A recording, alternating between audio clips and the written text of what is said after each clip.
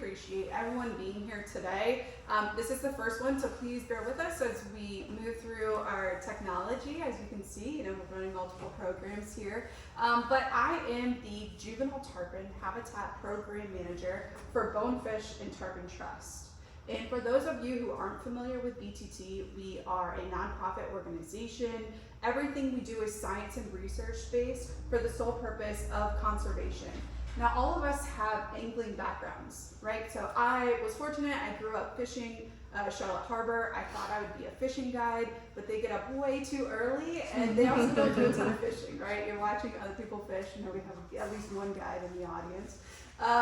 And so ultimately that shifted, but I'm also fortunate to have the baseline of being a native. So I was born and raised in Charlotte County, and I still live in Punta Gorda, and now I get to share this resource and this passion with my kids, and we're still fishing Charlotte Harbor in the community every weekend. All right.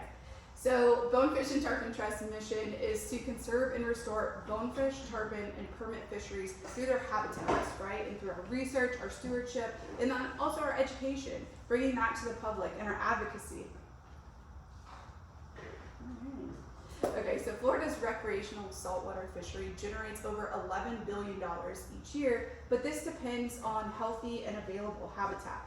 So Florida has already lost about 44% of wetlands, approximately 50% of mangrove habitats, and if you know anything about Florida's East Coast, a lot of that habitat is there, but it's impounded to manage for mosquitoes, right? So it's not always accessible to fish moving in and out because they have water control structures, culverts, things like that, that are closed so that way they can manage for mosquito control. So we'll start with the basics of life history for tarpon. Has anybody in here caught a tarpon before? Yeah, we have any tarpon anglers?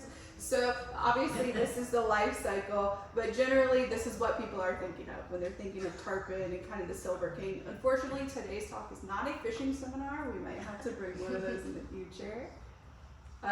So tarpon actually spawn offshore. So on our coast, because we have the continental shelf, they have to move about 80 to 100 miles offshore. And this is in the summer during the full and new moons, sometime into the late spring now. But tarpon broadcast spawn. So what this means is they release the sperm and eggs into the open water. The reason that they have to go out that far is because they shoot down to the bottom and then rocket up to the surface, and that pressure change helps them expel that reproductive material. Okay, so this is one adult tarpon ovary. So each female tarpon can lay trillions of eggs, right? Oh, wow. Throughout her lifetime. You said that was an ovary? Yep, one, and she has two. Yeah, so once the eggs fertilize and hatch, then we begin the larval phase. So this is kind of what our new little tarpon looks like. And because the parents dumped them 80 to 100 miles offshore, they've got to make their way back inshore. Now there is some swimming capability, but for the most part, they're riding currents, also storm events, right? Their spawning is coinciding with our storm events in the summers and also high tides. They spend about 30 days in this larval stage. It's the same as eels, bonefish, ladyfish. And then they're moving back into the estuary and up into these tidal creek systems as far as they can move up. And then they're settling out into these backwater systems. So think about coastal ponds, the tidal creeks. So they're not moving into river systems. They still require that saltwater access. And occasionally they're ephemerally connected. So what that means is they can access it in the summer months when the water gets high enough, right? Think about them getting into our golf course ponds, into ditches and other places that are just hard to reach. And then when the water recedes, they're not always easily accessed. So that's what we refer to as kind of isolated or that ephemerally connected. So once they larvae begin to transition, this is a guy that's metamorphosing into the juveniles, and then these are the juvenile tarpon that we're really looking at and study. So these areas are typically hot, they're buggy, stagnant water, sometimes stinky, and this is my office. This is where I'm spending the majority of my time in these kind of habitats. Now, juvenile tarpon have a modified swim bladder. So what this means is that they can come to the surface and take oxygen. They don't rely on the mixed oxygen in the water. There is some mixing as new tidal water comes through. That's how you kind of get that oxygen mixed in the water. Think about putting a fish in a bucket and then it's not going to last over a couple days. There is oxygen in the water, but once they take the oxygen out of the water, there's no more for them to breathe. We get that mixing through wave and wind action. So in these hot, stagnant areas, there's not necessarily that mixing that other species need. Now, as anglers, we see tarpon rolling right out on the beaches. This is all a habit. This is something that they learned in their first life stages as formative. It's great for us as anglers because it's a good visual. We can see where the fish are, but there's no reason for them to actually do that as adults. Now, fortunately for us, juvenile snook are also using these same habitats, and that's because tarpon are catch and release, right? So they're not managed by our state fisheries management agencies. But snook are very highly managed. People are coming to Florida to fish for snook. We have them on the license plate. Our state management agency also holds stakeholder workshops, specifically looking for angler satisfaction about snook, right? So they love snook. So a lot of times when we're talking to our donors or those interested in tarpon, we'll talk tarpon. When we talk to our state fisheries, we're talking about snook. Sometimes we use the term sport fish interchangeably, so that way we just cover all of our bases, especially when it comes to our research and grants. So these habitats are most vulnerable because they're the closest to us, right? So I was saying that they're moving into these far reaches of the tidal creek systems. That's really moving up into our backyards. So the threats for these systems are nutrient runoff, right? So think about our lawn fertilizers, our golf courses, all of that is running out into our estuaries.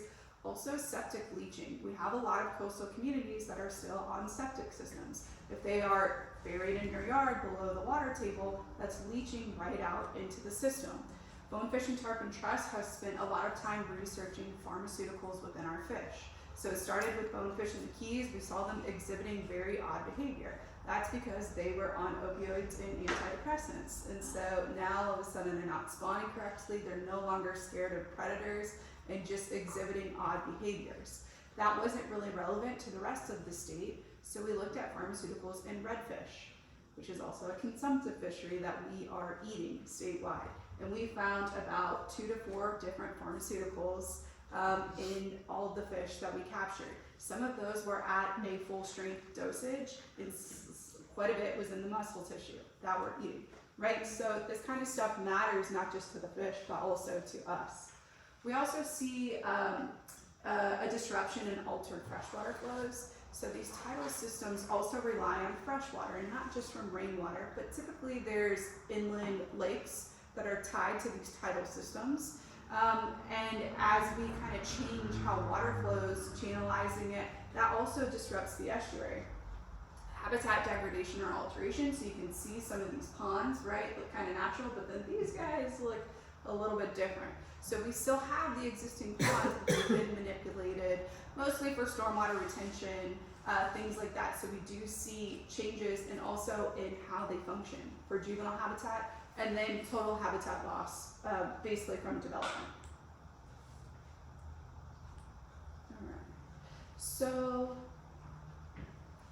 All right. So traditional fisheries management relies on agency surveys. So the boats from our state management agency that is going out, they're counting, measuring fish, and then also angler surveys. Some of you may have been stopped at the boat ramps asking what were you fishing for, what did you catch, how long did you spend fishing today.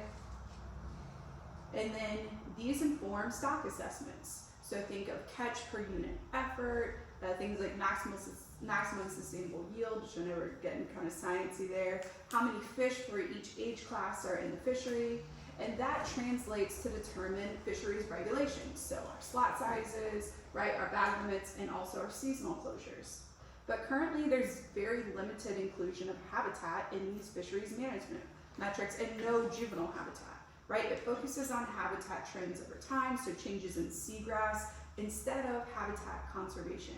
So essentially, instead of attempting to increase the stock, they're restricting harvest, right? That's why our seasons, our size limits are getting, our windows are getting narrower and narrower. So instead of increasing the fish, we're restricting harvest. So we worked on a framework of solutions, including restricting that nutrient runoff. There are some regulations that are being implemented on the types of lawn fertilizers that can be used and the timing.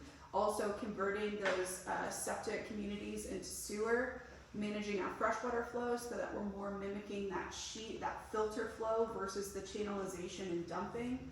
Also protecting natural habitats, those are our most productive, right? So if they're natural, those are highly functioning habitats. And then also habitat restoration, which we'll get into today. So if we're going to conserve these habitats, first we have to identify the habitats. So since 2016, we've been working with anglers, residents, really to find these locations. Now when you say to a fishing club, hey, we need us to tell you where our small tarpon are, they're thinking 30 pounds, right? 3 to 4 feet long, that's a small tarpon. We're saying no, these little guys, under 12 inches. And then also a location that you have fished or seen tarpon in the past 2 years. You see how rapidly our coastlines are changing. So a place that you were fishing 10, 15 years ago may not look or function the same as it does now. All right, so we collected over 300 locations, and about 2/3 of those were already altered or degraded. So that really underscores the necessity for habitat restoration when it's possible. So then we took all these locations and we mapped them. Now I know Englewood kind of straddles Charlotte and Sarasota County. The donor for this mapping project was specific to Charlotte County, so a lot of the data that I'll be talking about is within Charlotte County. So the natural sites we recommend for protection, right? So those are our highly productive sites. Then our degraded sites are prioritized. So if you have, 10 different sites, how do you know which one you want to focus energy, money, relationships, partnerships to restore? So we use different data layers, including feasibility. Is it privately owned land or is it public land? Because public land is a lot easier to restore on than private if you either have to get permission or land acquisition. Is the biology of the tarpon, are they able to access it? Are the larvae able to get into these locations? And then also connectivity. Once the juveniles get to a certain age, are they able to immigrate out into good, viable habitat? Are we talking about a pocket in the back of a marina, and when it's time to immigrate out, they've got to move through all the jacks and the ladyfish and the snook that are hanging out at the marina docks? Or is there natural mangrove habitat for the next life phase nearby? Okay, so if we're going to propose habitat restoration, we need to know, is it a viable solution? Can we create or enhance nursery habitat, and can we measure it? So essentially we're using the fish to quantify the habitat. So my early research focused on early life history metrics for juvenile tarpon. This is at Lemon Creek Wildflower Preserve. We were looking at things like abundance, how many tarpon are in a certain amount of space, survival, are they actually living from year to year, growth rates, arguably one of the most important features for juvenile fish, right? The faster you grow, the more things you can eat, the fewer things that can eat you. So we want to get big as fast as we can. And then also movement out of the system, immigration. If they're not leaving the system to join the adult populations eventually, then they're not contributing in an ecological manner. Okay, so we found in this habitat that growth rates were extremely slow. We would expect to see tarpon growing 8, 10, 12 inches a year. Some of these were an inch a year or exhibiting negative growth, right? So it looks like we had a lot of fish in there, but the habitat just wasn't functioning properly. And then also the fish were moving out of the system at a much smaller size. They should be that maybe 10, 12, 20 inches, but now these guys are 6 and 8 inches trying to emigrate out of the system.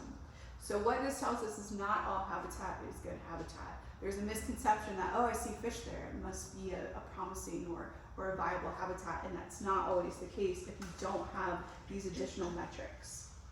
All right, so the restoration site I'll be talking about today is Coral Creek. So this was a design to test different habitat characteristics. We want to know which ones that we're finding in the natural nursery habitats are the most productive. And then also before and after sampling, it's so important to have a baseline. So we didn't want to know what the metrics were after, we wanted to be able to compare them before we did the restoration. Then this data will guide future restoration, so we'll be able to use this model in our next restoration projects. And this was a collaboration with different agencies, which is happening more and more.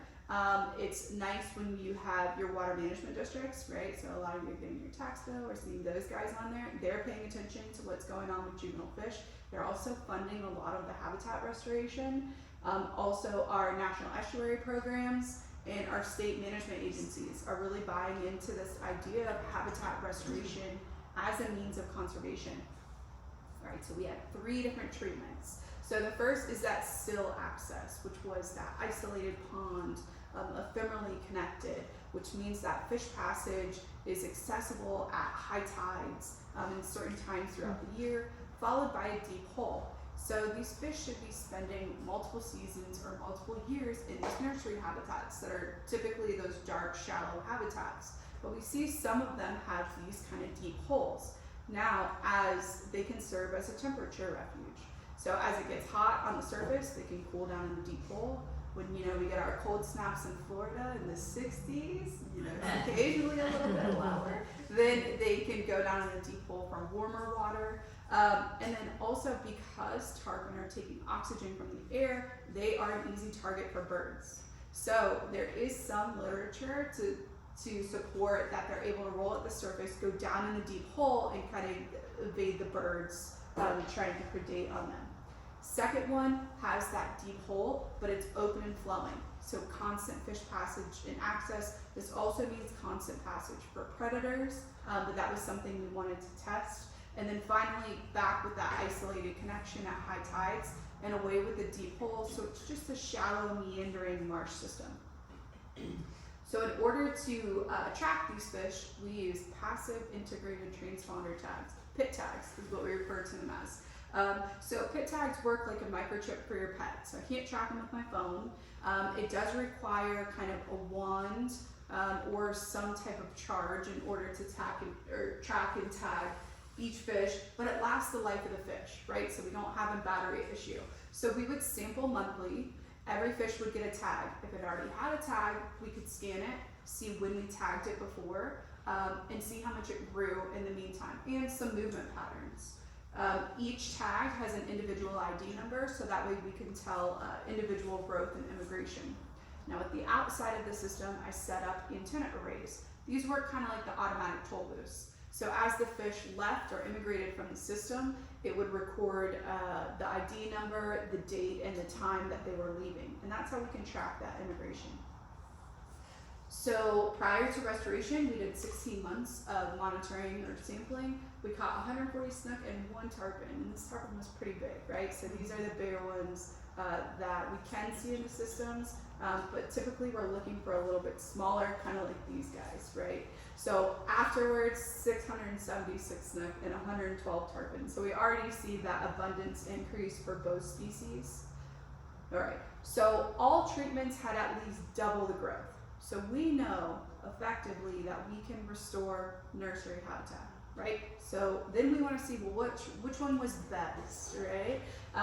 And so we had faster growth in treatment 3, which was that isolated, shallow, meandering marsh system. But then we had more immigrants coming from that treatment 2, which was that open access flowing system. So since treatment 2 had the highest immigration, treatment 3 had the highest growth, future studies will have a combination of those, right? So we'll have the open and flowing from the tidal creek system with the deep hole culminating in that isolated access shallow meandering creek system.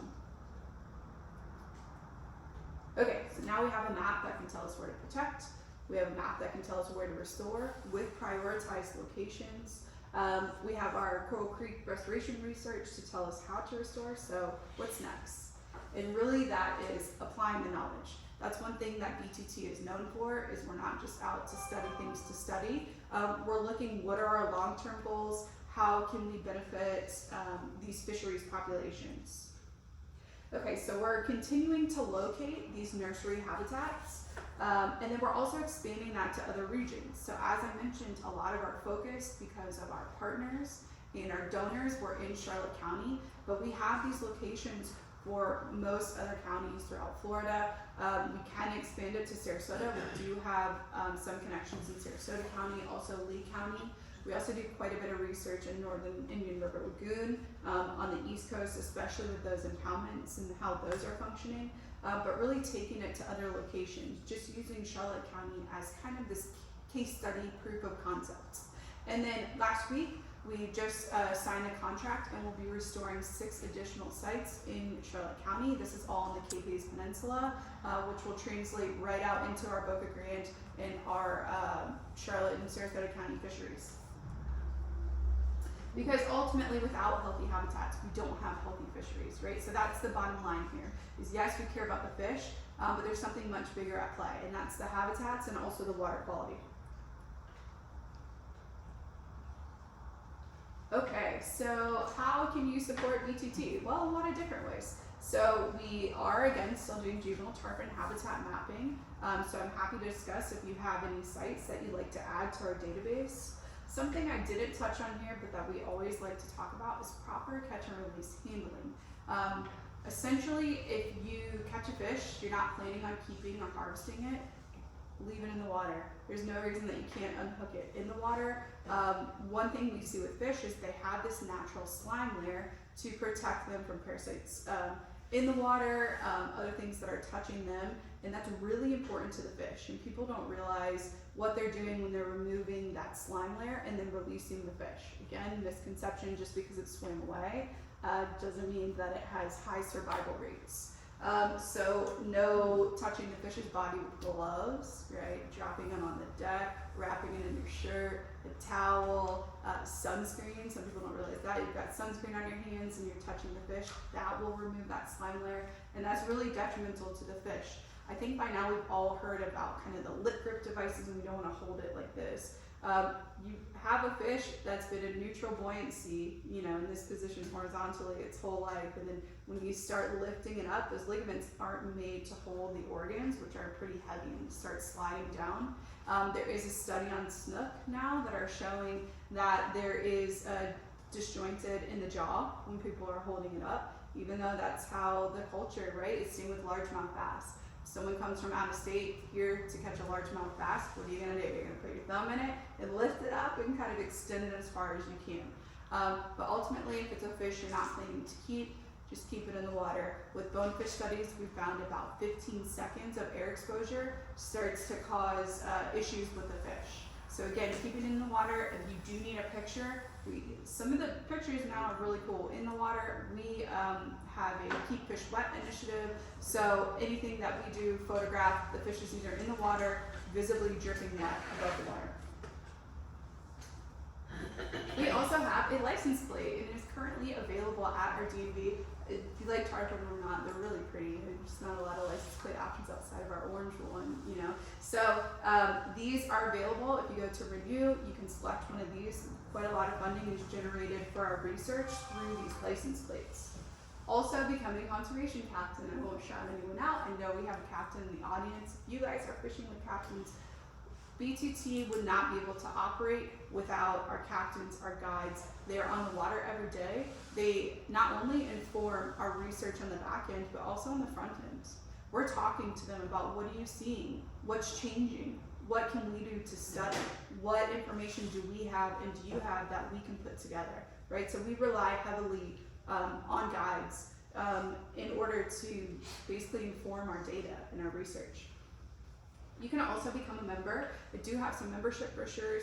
BTT was modeled after Ducks Unlimited. So we have that annual membership, starts, you know, $50 hats, t-shirts, you're entered to win prizes. We have fishing rods, reels. Also, I didn't put that on there, but we have a beautiful BTT journal. This comes out 2 times a year, and these ones just came out. So please, if you haven't grabbed one, take one with you. Also, if you have a doctor's appointment this week, take one, leave it there. You know, people will pick it up from those after they get out of the dentist. Also, if you have a neighbor, somebody that you fish with that wasn't able to be here today, please just share our journal. And then ultimately, be a voice for habitat, especially in your community or on the level that you are able to engage. So water quality and nutrient runoff in your neighborhood, advocating for that septic to sewer conversion, also responsible development near our coastlines. So tarpon can live up to 80 years old, and they don't reach maturity until 10 years old. So think about, you know, the ones that we're fishing for, the big guys are 10, 20, 30 years old, and what was happening to our coastlines and the juvenile habitats 10, 20, 30 years ago. So the things that are happening today aren't going to translate into the fishery for decades. And that's why we're trying to get ahead of this decline. We've already lost about 50% of mangrove habitat. That's why we're trying to restore what's left, so that way we don't take a hit to the fishery decades later that's too late to come back from. All right, that's all I have for you today. Unfortunately, I am out of business cards, so if you have any information that you want to ask later, you can take a picture of my email address, and then I'll stick around after. But I'm happy to take any questions, and again, I appreciate everyone's time today. Thank you so much, Joellen. Fabulous presentation.